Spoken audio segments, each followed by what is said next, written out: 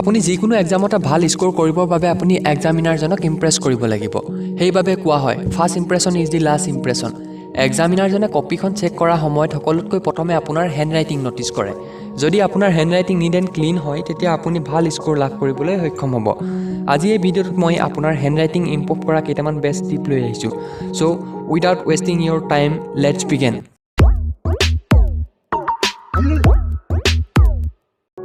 tip number 1 buy a lightweight thin pen যেতিয়া আপুনি এটা গধুৰ কলমে লিখা ষ্টাৰ্ট কৰে তেতিয়া আপোনাৰ লিখাৰ স্পীডটো শ্ল' হয় লগতে আপোনাৰ আখৰসমূহ ডাঠ হয় আখৰসমূহ ডাঠ অৰ্থাৎ ঠিক হ'লে মানে হেণ্ডৰাইটিং ক্লিন দেখা পোৱা নাযায় সেইবাবে অলপ লাইট ৱেট আৰু থিন টাইপৰ কলমে লিখা আৰম্ভ কৰিব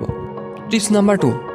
keep space between the word আপুনি লিখাৰ সময়ত আপোনাৰ ৱৰ্ডসমূহৰ মাজত স্পেচ ৰাখিব ৱৰ্ডসমূহৰ মাজত স্পেচ থাকিলে আপোনাৰ হেণ্ডৰাইটিংসমূহ ক্লিয়াৰলি দেখা পোৱা যায় আপোনাৰ হেণ্ডৰাইটিংসমূহ ক্লিয়াৰলি দেখা পালে এক্সামিনাৰজনে আপোনাৰ বহিখনত মাৰ্কিং কৰি ভাল পাব আৰু লগতে তেওঁ আপোনাৰ হেণ্ডৰাইটিংসমূহ ফেয়াৰ এণ্ড বিউটিফুল দেখিব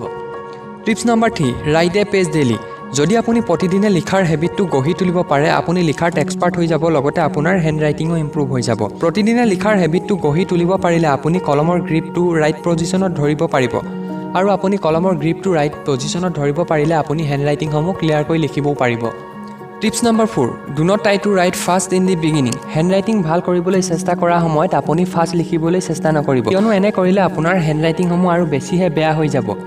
যদি আপুনি আপোনাৰ কলমৰ গ্ৰিপটো এবাৰ ৰাইট পজিশ্যনত ভালদৰে ধৰিব পৰা হৈ যায় তাৰ পাছত আপুনি ফাষ্ট লিখিবলৈ চেষ্টা কৰিব ফাষ্ট লিখিবলৈ গৈ আপোনাৰ হেণ্ডৰাইটিংসমূহ আৰু বেছি বেয়া নকৰিব কিন্তু আপুনি বেছি শ্ল' নিলিখিব আপুনি লিখাৰ স্পীড নৰ্মেলত ৰাখিব তো দোস্তো আজিলৈ ইমানেই যদি আপুনিও আপোনাৰ হেণ্ডৰাইটিংসমূহ ইম্প্ৰুভ কৰিব বিচাৰে তেনেহ'লে এইকেইটা টিপছ ফ'ল' কৰি আপুনিও আপোনাৰ হেণ্ডৰাইটিংসমূহ ইম্প্ৰুভ কৰিব পাৰে so' thank you so' much everyone for ৱাচিং দিছ ভিডিঅ'